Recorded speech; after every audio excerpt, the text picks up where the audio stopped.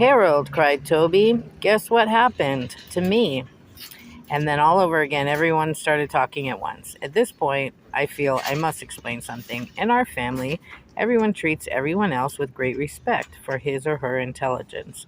That goes for the animals as well as the people. Everything happens to them is explained to us. It's never been just, "Good boy, Harold," or "Use the litter box, Chester," at our house. Oh no.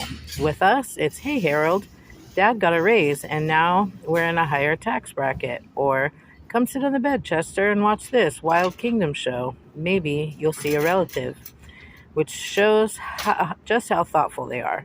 But after all, Mr.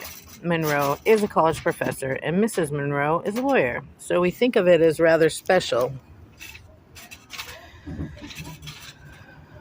A rather special household, and we are therefore rather special pets.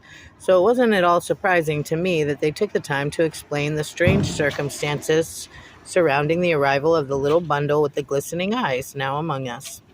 It seems that they had arrived at the theater late, and rather than trip over the feet of the audience already seated, they decided to sit in the front row. You think? You think they could say front row? Nope, the last row, which was empty. They tiptoed in and sat down very quietly so they wouldn't disturb anyone. Suddenly, Toby, who's the little one, sprang up from his chair and squealed. He had sat on something. Mr. Monroe told him to stop making a fuss and move to another seat. But in an unusual display of independence, Toby said he wanted to see just what it was he sat on. An usher came over to their row to shush them, and Mr. Monroe borrowed his flashlight. What they found on Toby's chair was a little blanketed bundle that was now sitting on Mr. Monroe's lap. They now unwrapped the blanket, and there in the center was a tiny black and white rabbit sitting in a shoebox filled with dirt.